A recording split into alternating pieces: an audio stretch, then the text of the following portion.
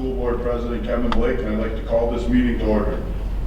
Next, I'd like to introduce the members of the MAPS Board of Education. To my left, your right, Vice President Brett Waller, Clerk Kendra Osnes, Treasurer Ron Liberty, Nubs Ashbeck, Paul Prue, and Linda Yingling. Also joining us and speaking this evening will be Superintendent Shannon Murray, Director of Business Services Dr. Kelly Strike. I want to remind everyone the parliamentary procedure will be followed at this meeting. Please take note that you can find the notice of publication on the green handout, the ground rules and voter qualifications on the blue handout, hours of the annual meetings on the yellow handout. I ask that anyone that speaks at the microphone clearly states their full name, whether or not they are a district resident of at least 28 days, and if they're a qualified voter, age 18 on or before today. This time I'd like to make a brief opening statement. Welcome to tonight's annual meeting and budget hearing. Thank you for your attendance tonight. A couple quick thoughts and we can move on with tonight's meeting. I'd like to take a moment and thank everyone in the district, beginning with the staff and the students for doing the best they can, for staying positive and doing whatever it takes. We have been in continuing challenging times, so please stay mentally tough and stay positive. Believe it or not, we understand and we do care. We know it isn't easy. We know that it's not always perfect. We know that things don't always go as planned. But we all are trying our best and doing our part for the safe education of the students in Merrill area public schools. So without stealing too much of Mr. Murray's thunder from his upcoming State of the District speech or Dr. Strike's budget and financial reports and proposals, I'd simply like to again say thank you. In a district our size, there's always a bunch of moving parts. Some are related to staffing, others to budget items, and yet others to district or building policies. I urge you all to be patient and to trust your administrators, educators, and staff members like I do, like we do. Thank you all for all you do for the district, and keep up the good work and all you do to make MAPS the best district it can be. As we kick off tonight's meeting, I challenge everyone to please continue to believe in the process and to stay focused on positive intent. Please continue to work together and do what's best for our students, staff, and our community. Thank you. Let's get started with tonight's meeting. At this point on the agenda, I would like to request nominations for the election of chairperson for this meeting. Is there a motion? Ron? I'd like to nominate Kevin Blake as chairman. We have a motion by Ron Liberty for myself, Kevin Blake as chairperson. Do we have a second? Second. A second by Brett Waller. Are there any other nominations for the election of chairperson? Are there any other nominations for the election of chairperson? Hearing none, all those in favor of the motion for myself as chairperson, please say aye. Aye. All of those that oppose, please say nay. Any abstentions? Motion to nominate myself as chairperson is carried unanimously on a voice vote. Next, I would entertain a motion to approve tonight's meeting agenda. We have a motion by Paul Prue. Is there a second? Second by Nubs Ashbeck. All those in favor of the motion signify by saying aye. Aye. Aye. Those that oppose, please say nay. Are there any abstentions? Motion to approve tonight's meeting agenda carries unanimously on a voice vote. Next, I would entertain a motion to dispense with the reading of the minutes and accept the minutes of the last annual meeting as they appear on the pink handout. We have that motion this evening. Motion by Paul Prue. Is there a second? Second by Ron Liberty. All those in favor of that motion, please say aye. Aye. Aye. Anyone opposed, say nay. Do we have any abstentions? I'm abstaining from these because I wasn't here last year. Thank you. So the motion to dispense with the reading of the minutes and accept the October 24th, 2022 annual meeting budget hearing minutes as they appear on the pink handout carries on a voice vote with one abstention as noted. At this point on the agenda, I'd like to direct you to our treasurer, Ron Liberty, for the treasurer's report.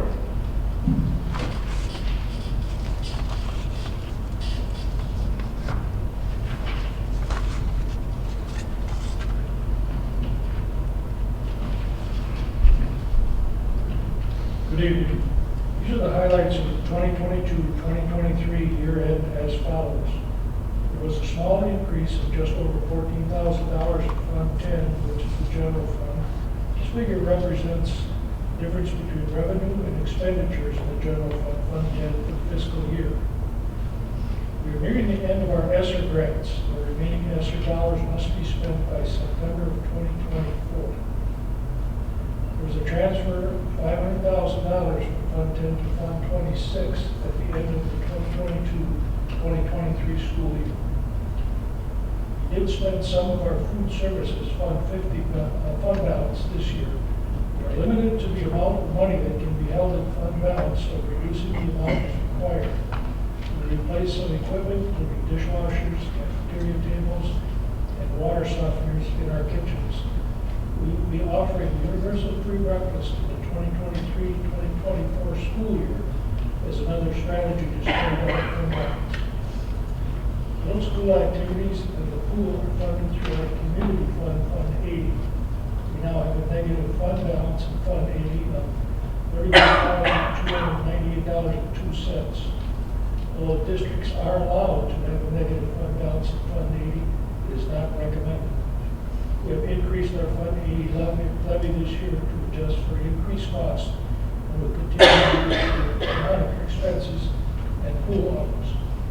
Lastly, certain funds such as Fund 27 and 29 will not carry a fund balance based on WUFAR GASB accounting guidelines.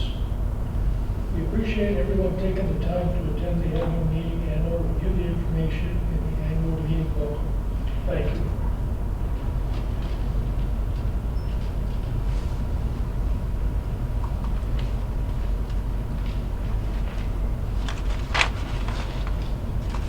Thank you, Ron. I will now entertain a motion to adjourn the annual meeting and convene the budget hearing. Do we have that motion this evening?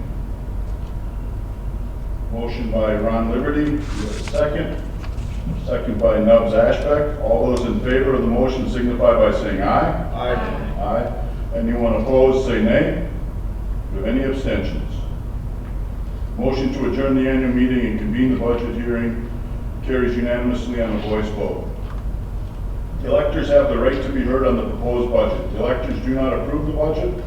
The electors do vote on the local tax levy needed to implement the budget. However, in accordance with Wisconsin Statutes 120.12, Paren 3, the school board on or before November 1st determines the necessary amount to operate and maintain the district schools, and on or before November 6th certifies the final tax levy.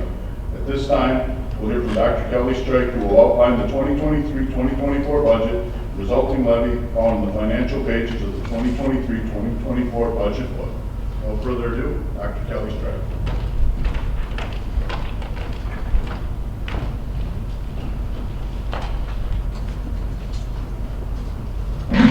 Good evening. I always like to start an annual meeting with a little bit of an overview on the revenue limit history, which creates a good chunk of our budget. So Wisconsin in 1993 and 94 school year decided to implement a revenue limits, which can restrict the amount of local tax levy and aid that a school district can get annually, and it's based on a per pupil basis. It does not include aids such as federal aids, local receipts, and most debt service levies. It's calculated based on the school district's 3-year rolling membership average. It is not dependent on changes in other districts. It can only be exceeded if approved through local referendum. Revenue limits, you can use this equation any way you want, but state aid plus our tax levy equals our revenue limit authority, or if you have our revenue limit, if you subtract the state aid, the balance would be tax levy and vice versa. And a key piece here is that it's designed to provide more aid to poor districts, and that is based on property tax value. So what is outside of revenue limits? So outside, not including in that, would be many of the aids, special education aid, for pupil aid, library, transportation, state and federal grants, any student fees, gate receipts, donations, tax levy for referendum debt, which would be through Fund 39, and tax levy for community service fund at Fund 80. What is within our revenue limits is our general fund. The largest part is our general fund, Fund 10, which makes up our tax levy. general state aid, computer aid, non-referendum debt service, if we had any in Fund 38, and capital projects Fund 49, which has never been utilized by MAPS before. State total, so a state, the revenue limit authority, which is that combination of state aid and local property taxes, can often be 70 to 90% of the general fund budget. So that's our largest revenue source that comes from state aid and tax levy. That is for MAPS and for many districts across the state. There are very few districts, but there are some that don't receive aid based on their property value. As you can imagine, Door County is a great example of that. So I do want to give some highlights on the state budget. So Wisconsin has a biennial budget, and we are about to embark on the first year of the state budget. So some key pieces that impact school districts within that budget include a $325 per pupil increase for fiscal year 24, and then another $325 for the 24-25 school year, which would bring that total to $650. And for those of you that have heard this, I've talked about our low revenue ceiling, that within that budget it increased to $11,000. However, there was a freeze for any district that did not successfully pass or attempted an operational referendum and failed. I have some exciting news or some news to share later on, so I will pause there. But those are the two key changes within the school district budget. There are a lot of things related to AIDS, but I'm highlighting just things that pertain to MAPS. So special education funding increased to provide an estimated 33% reimbursement rate. We've traditionally been at 29, just under 30% this past year, so that's an increase. And I'm sure you've heard mental health aid as well has been added in. It is estimated to be at $31 per pupil for the 23-24 school year. Know that that is kind of one-time funding. We'll see a smaller per pupil allocation in 24-25, but not beyond those years. And although outside of the state biennial budget, I do want to reference again the ESSER money, because that was a large revenue source for us the last couple of years. So we have about $1.3 million remaining, and that does need to be spent by September 2024. So the breaking news that I was speaking of, I pulled this right out. You can see the low revenue ceiling raised from $10,000 to $11,000, and you can see I crossed out the piece that says districts that hold an unsuccessful operational referendum will be held to the current low revenue ceiling for 3 years, unless another referendum was held and succeeded. I received a call from DPI on Thursday afternoon, and after further review of the new act for the state biennial budget, there are some certain subsections that it's been determined that cancels out the previous freeze that was in place. So we no longer have a freeze.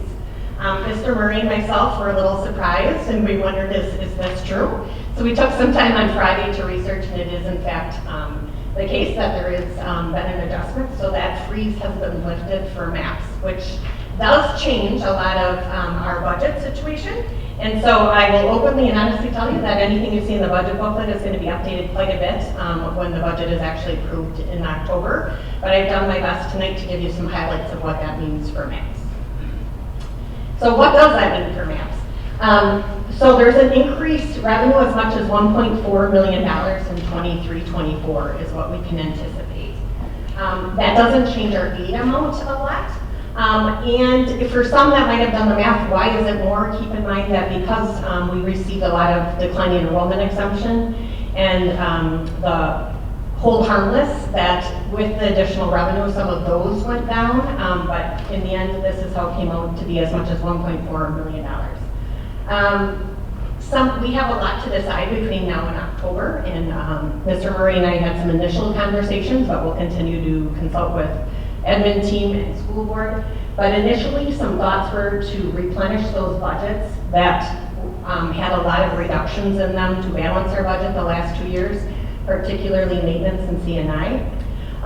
When we did a operational exercise with our administrative team, there also was a strong theme about pupil services supports, mental health type supports for schools, so that's something else we can look into. But more, that's kind of, for now, that's where we're thinking might be some areas to look, but more conversation to be had and what we can do with that revenue. This also means that we likely will not seek an operational referendum within the next year. When we did a projection of our budget for 24-25, we did see a shortfall of over $900,000. But with this little revenue ceiling, we view that this revenue can offset the deficits ahead of us, and we have an opportunity to talk about where we want to put additional money. So this is exciting news for me. So these are fresh projections that might look a little different than your budget booklet, but our revenue limit projection is now just over 26.6 million. Our state aid projection stays similar, 17.6 million. Our tax levy projection, 8.9, just over 8.9 million, 8,925,768. That brings our mill rate projection to 551, and later I'll kind of forecast what that means trend-wise, but I think our mill rate's in a very, still good place for mills. Right here it is. So if you can see history that we were over $10, our mill rate was over $10 in 14-15, and then for many years was in that $8 to $9 range. We dropped to 514 last year as a result of, well, the property value impacted that as well as that drop in that referendum. And you can see that even with this additional revenue, we're back up to 551, but our mill rate is still significantly lower than it had been for a number of years and gets us the revenue that we may need to operate our district. I do want to just speak to student enrollment because that is such a big impact on our revenue limit authority, as well as that hold harmless and declining enrollment exemption that we currently have. As you can see, we had a little bit of a peak in 2021 as a result of COVID and increased numbers with VBA, but overall we are having declining enrollment. And it always looks back at a 3-year average, and we're forecasting out that we will probably see declines for the next 5 to 6 years, but eventually it will stabilize. And when that stabilizes, some of that additional revenue will go away, so that is something that we need to keep in the forefront in our thinking and decisions. I always like to just kind of highlight where's the money come from and where is the money going to. By subject and by source and object, that kind of tells us the what. You can see that a good chunk, just over 50% of our revenue does come from state revenue. That local is that red piece of the pie, which is almost 20%. That's local, so that's primarily your taxes, but it can be some other local sources as well. I also want to highlight that kind of, not the olive green is more federal grants and dollars, but that kind of aqua color, that is open enrollment, and largely from BPA, the open enrollment aid that we receive. For expenses, like any school district, we have nearly 70% of our budget is going to salary and fringe, so the payment of our teachers and our staff. The next, that green part is purchase services, so that's contracted services, so over $2 million of that chunk would be transportation. That's a big one that pops out, but we contract services for a number of things. And everything else, as you can see, there's insurance adjustments, other, and all that. It just gives you kind of perspective as to where the money is going and what it takes. I do want to highlight a little bit about the budget coming forward. I always like to do a review of funds, and then I'll highlight by fund. So Fund 10 is our general fund. This is the general operation funds where most of our budget and expenses occur. Fund 21 is special revenue. That includes student activities, scholarships, and donations. So if you look at the budget book, I tend not to budget much there. A lot of the decision-making on revenue coming in or expenses going out are very dependent on the student activity groups themselves or any scholarships that we receive. And there's a GASB change that we now account for that, but it is really, I would say, not as much, the district doesn't have control on how it's spent or where the money brought in. Fund 27 is our special education fund. So all special education activity is recorded. At the end of the fiscal year, a transfer is made from Fund 10 into Fund 27 to offset any costs, and this is an inter-fund transfer. Fund 29, special revenue for MAPS, that is our Head Start program, and we receive both federal and state grant for Head Start program. Funds 38 and 39 are debt funds. Fund 46 is our long-term capital improvement trust fund. Fund 50 is food service, and Fund 80 is community service, and for MAPS, that is our middle school activities and our pool. So I did update this compared to your budget book because that's where we will see additional revenue and spending. Largely will be in Fund 10. So you will see the bottom line of this, that we're looking at probably a budget of around $39.1 million going into the next fiscal year. You can see down from 41.8 in 21-22 is the audit spending, and 38, just over 38 million in 22-23. ESSER and where that fell changed that a little bit. So we said, why are we up so much? And we made those cuts, but just know that ESSER is inflating that a little bit with that $1.3 million in 23-24. To highlight Fund 21 and Fund 29, as I mentioned, Fund 21, you'll see student activities, scholarships, and donations. You can see just the record of expenses and revenues that went through our funds this year. Fund 29, we always maximize our grants in Fund 29 with the balance of expenses that are recorded in Fund 10, so we never have a fund balance in Fund 29. Special education, again, a transfer is made from Fund 10 to Fund 27 every year and with no fund balance. I just want to mention that we have to always consider maintenance of effort, and as a general rule that typically your spending in Fund 27 needs to increase each year, except for certain exceptions. One of those is declining enrollment, which is something that we've seen, not only declining enrollment overall, but with our special education students. Our budget is down a little bit from 22-23, but it is something that I've been working with our Director of Pupil Services and Special Education to make sure that we look at that and that we meet requirements. Fund 50, we continue to spend fund balance. There is restrictions on the amount that can be held, and we were given notice this year. So a couple of things so you will see that right now the budget shows more spending or more expenses than revenue. And that is, we are projecting we're offering universal free breakfast to all students for 23-24, and we'll continue to look at any capital needs that might be needed, such as the dishwashers, water softeners, cafeteria tables, etc. You can only spend that money in the kitchen or food service related reasons, and even that there are some restrictions. Fund 80 is our community service fund, again, middle school activities and pool. We do have a negative fund balance, which is not recommended. This is largely at increased cost, both in kind of the model and cost that we're implementing with our aquatics director, as well as increased pay that we provided to our lifeguards. Those have that had a lot to do with supply and demand, and that we had to stay competitive, particularly with city lifeguards. So that has an increased cost. So I am recommending a $350,000 levy in Fund 80 this year, up from $225,000 last year. This will help both offset that deficit and allow for increased costs, but also know that we continue to look at monitoring our budget and even analyzing pool hours, for example, not being open when no one's using the pool, just to continue to provide the service, but also not have costs if it's not needed or people aren't interested in the pool during certain times. I can say that we are officially debt-free, which is another, when we talk about debt levy and things like that as well, or mill rate, but we have no debt, so nothing in Fund 38 or 39. I do want to talk about fund balance a little bit. Fund balance by definition is assets minus liability at the year end, so it's that point in time on June 30th. It does not mean a separate savings account or cash balance that we have access to throughout the year. School districts, we have to pay. For example, we have payroll twice a month, we pay bills monthly. However, the revenue that comes in very inconsistent different times.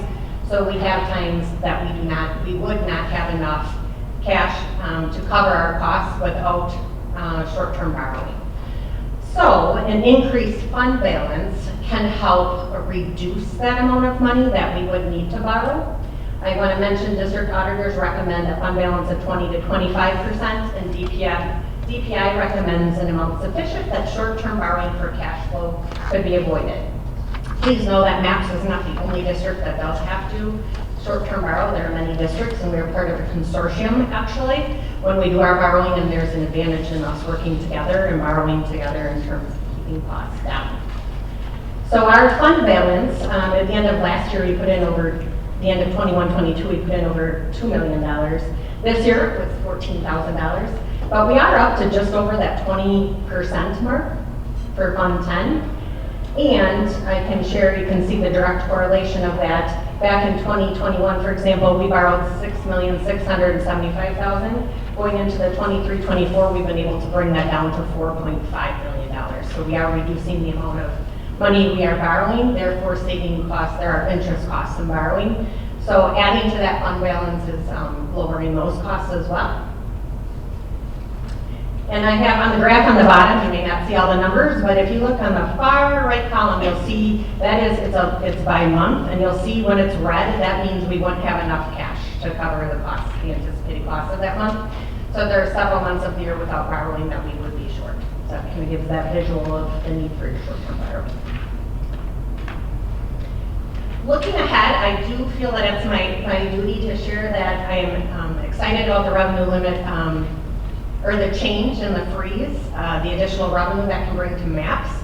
However, I do want to make sure that capital maintenance and facility needs and usage is something that we consider, because things like roofs and asphalt and things like that for a larger, like a school district and larger building, are not something we can build into our operations. So we have completed a facility study and focus group sessions throughout the summer, and we have a community survey coming up in the fall that will be going out to get community feedback on the potential of a capital referendum to address some of those facility needs. You likely will not be pursuing operations with that survey moving forward. So next steps, October 15th is when the general aid certification is released. So I'm estimating some of these things. Two key pieces, September 29th is the student count. Membership becomes actual, I'm projecting that right now. And then when we look at our spending compared to other districts, that'll finalize that need amount, which I've estimated as well. It shouldn't be too far off from what's been estimated, but those become final. Then on October 25th, the board will adopt the original budget for the 23-24 school year. And MAPS has always provided an updated budget publication in the newspaper when numbers become final, so we certainly will do that again. And you'll likely, again, see some adjustments in the budget publication that had previously been published with the change in low revenue ceiling. Any questions?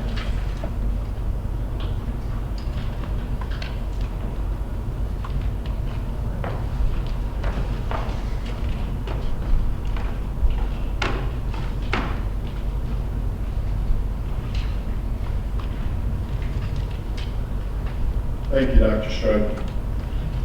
This time I would entertain a motion to reconvene to the annual meeting. Do we have that motion? A motion by Paul Prue. Do we have a second? Second by Ron Liberty. All those in favor of the motion to reconvene to the annual meeting signify by saying aye. Aye. Aye. Those that oppose say nay. Any abstentions? Motion to reconvene to the annual meeting carries unanimously on a voice vote. This time, if we could put Resolution A on the screen, I would entertain a motion to adopt Resolution A exactly as stated on the screen. Is there a motion this evening? We have a motion by Nubbs Ashbeck. Do we have a second? Second by Paul Prue. All those in favor of that motion signify by saying aye. Aye. Aye. Those opposed say nay. Are there any abstentions? Motion to adopt Resolution A exactly as stated on the screen carries unanimously on a voice vote. Next we have Resolution B on the screen. I would entertain a motion to adopt Resolution B as presented or stated on the screen. A motion by Shannon Murray and a second by Ryan Martinovich. All those in favor of that motion signify by saying aye. Aye. Those opposed say nay. Are there any abstentions? I will abstain. Motion carries as stated on the screen with the noted abstentions of board members. Now we have Resolution C.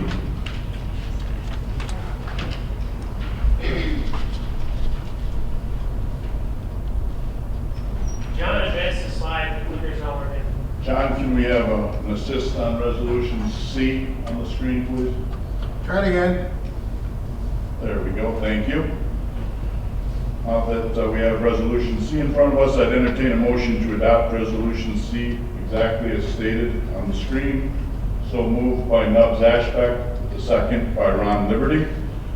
All those in favor of that motion signify by saying aye. Aye. Anyone opposed, say nay. Are there any abstentions? Motion to adopt Resolution C exactly as stated on the screen carries unanimously on a voice vote. At this time, it is my pleasure to introduce our Superintendent, Shannon Murray, who will go over the state of the district with you.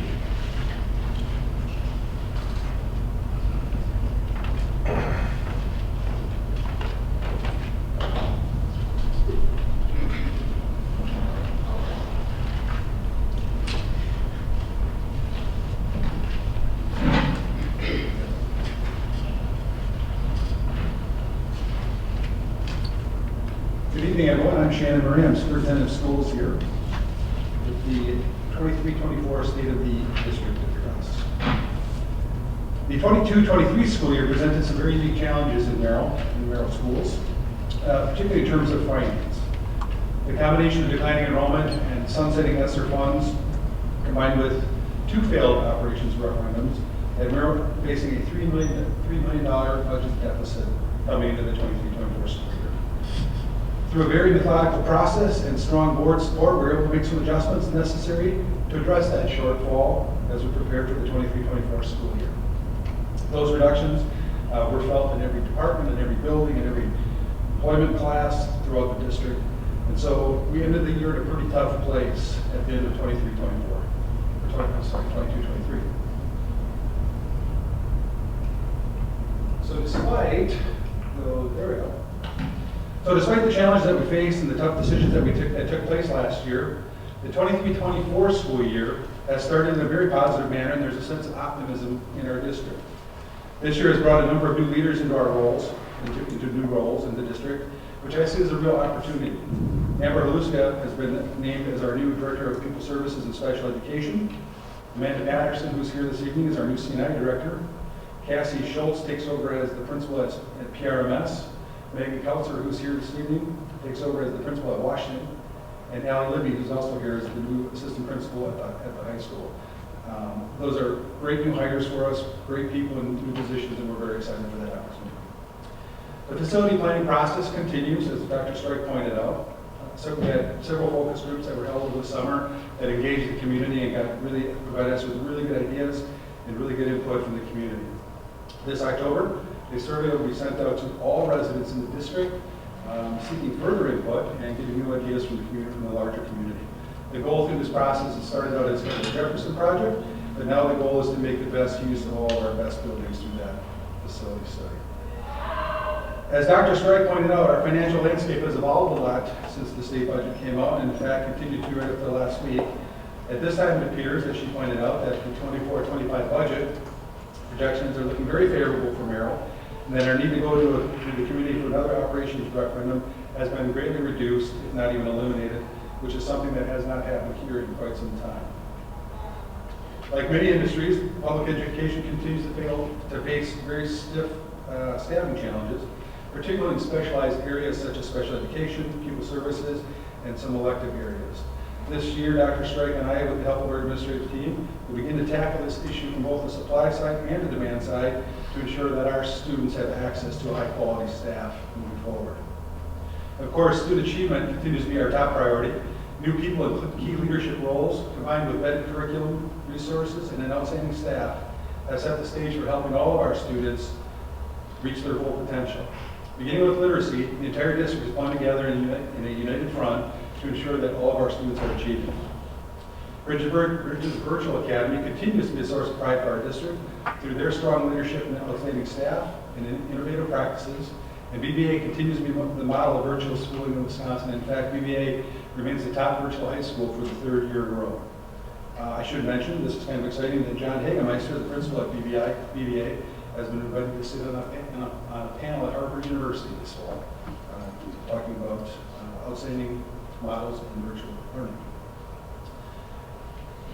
To meet these challenges and to take full advantages of our opportunities, the MAPS administrative team met on several occasions this summer to develop goals for the school year. The first goal is an exciting kind of homegrown initiative that we call Literacy Together, and this goal will accomplish 2 things. First, through instructional best practices, including the refinement of PLC strategies and models, a focus on essential standards, a revision of our intervention practices, and through continuous monitoring, all of our students will have the full advantage of our best resources now when it comes to literacy. Secondly, Literacy Together means just that everyone is working together towards this common goal. This is a district-wide initiative where the entire staff, PK-12, are working as a united team around a common important goal. Literacy Together also aims to bring families onto this team and help all of our students reach their literacy goals. We're very excited to see what we can accomplish through this unified effort.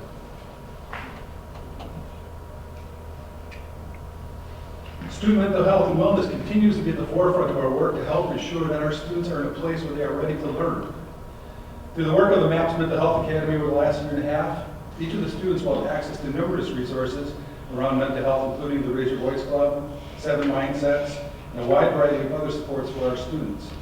In fact, several of our staff members were invited this summer by the DPI to head down to Sun Prairie to be part of a video highlighting best practices in school districts around mental health in Wisconsin. So it's a real source of pride for our district.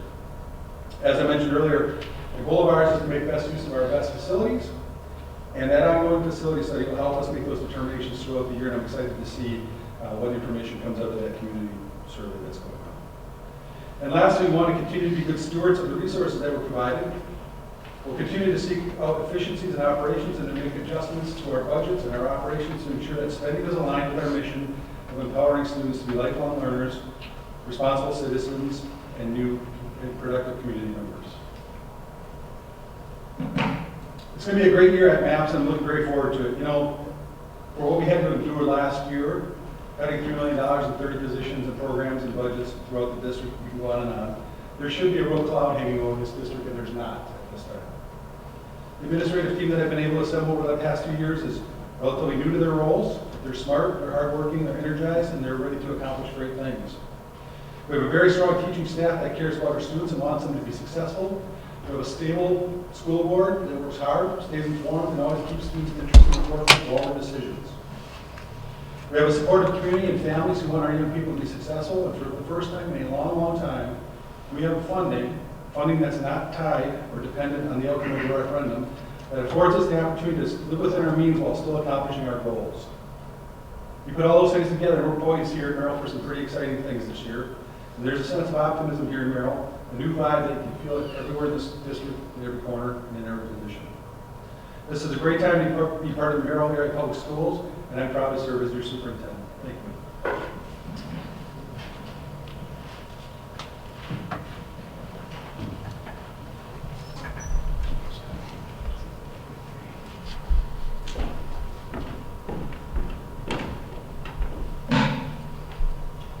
Thank you, Shannon. This time I would entertain a motion to set the next annual meeting and budget hearing date for September 16th, 2024. Do we have that motion? Motion by Paul Prue. Do we have that second? Second by Ron Liberty. Any discussion on that or questions? I have something to ask. Linda, go ahead. As we can see, we have quite a bit of an audience tonight. And maybe that has something to do with the time that we set for the meeting. Maybe if we set it to maybe 6 o'clock or 6:30, it gives some people in the community enough time to get home from work and get here. I don't know. It'd be nice to have a few more people in this crowd tonight. So that's the only thing. I just thought maybe we'd look into changing the time. All right, that sounds good. We'll make a note of that on the potential for a time adjustment, have some discussion. Any additional discussion? Otherwise, all those in favor of the motion signify by saying aye. Aye. Aye. Anyone opposed, say nay. Any abstentions? Motion to set the next annual meeting and budget hearing for September 16, 2024 carries unanimously on a voice vote.